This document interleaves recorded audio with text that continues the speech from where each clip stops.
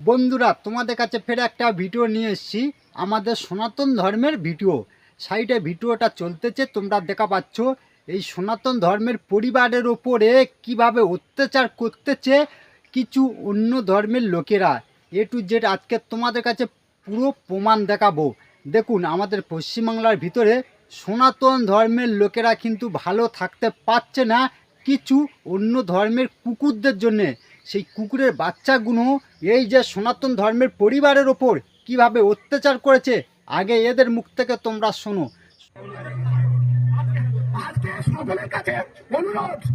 এইভাবে যদি না জাগরণ করা হয়, একজন হিন্দু পাড়ায় কেন 50 জনের মুসলিম বাহিনী কেন করবে? কেন আমাদের উপর অত্যাচার করবে? এটা কি আমরা ঘেরা? আমরা হিন্দু হয়ে জন্মেছি বলে ভাড়া আজকে সেই মানে ফিরাদাকি বলেছে, বলে হিন্দু হয়ে জন্মটাই নাকি খারাপ। জন্মটা কি করে বলে?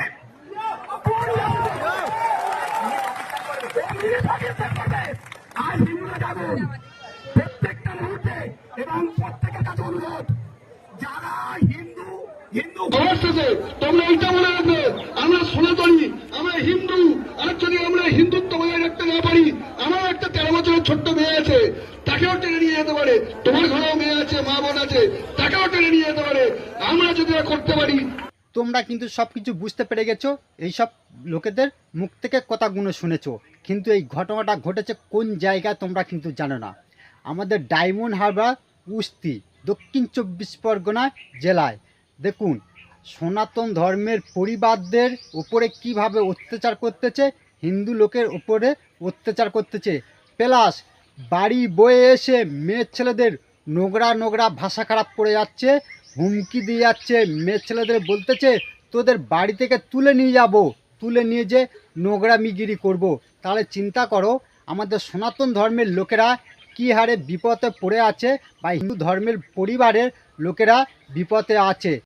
এই সব লোকেরা দিনের পর দিন চুপচাপ সহ্য করতেছে অন্য ধর্মের লোকেদের জন্যে। অন্য ধর্মের লোকেরা এসে বাড়ি বয়ে মেরে যাচ্ছে, গালাগালি করে যাচ্ছে, প্লাস বাড়ি বয়ে শাসন করে যাচ্ছে এদের ওপর। এরা কি সনাতন ধর্মের জন্মগ্রহণ করে কি অপরাধ করেছে, বা হিন্দু ঘরে জন্মগ্রহণ করে কি অপরাধ করেছে? পশ্চিমবাংলার ভিতরে হিন্দু লোকেদের থাকার আর অধিকার থাকবে না দুদিন বাদে। আর আমাদের কিছু দোগলা হিন্দু আছে, সেই দোগলা হিন্দুগুলো ওদের যারা সাপোর্ট করতেছে, যারা অন্যায় কাজগুলো করতেছে, তাদেরও বলতে শুনে রাখো, দুদিন বাদে তোমার বাড়ির মেয়ের ছেলেদের যখন টেনে নিয়ে যাবে, তখন তোমারও কাঁদতে হবে। আজ এই বাড়ির পরিবারের লোকেরা যে হারে কাঁদতেছে, বুঝতে পেরেছো? আর একটা কথা বলতে শোনো বন্ধুরা, ভিডিওটা ভালো লাগলে ভিডিওটা শেয়ার করবেন। ভালো থাকুন, সুস্থ থাকুন, এখানে ভিডিওটা শেষ করতেছি। আর তোমরা হিন্দুরা এক কথা হও, এক কথা না হলে দুদিন বাদে তোমার বাড়ির মেয়ে আছে, তোমার বাড়ির বউ আছে, তোমার ওপরে টার্গেট নেবে। বুঝতে পেরেছো বন্ধুরা? ভিডিওটা এখানটায় শেষ করলাম।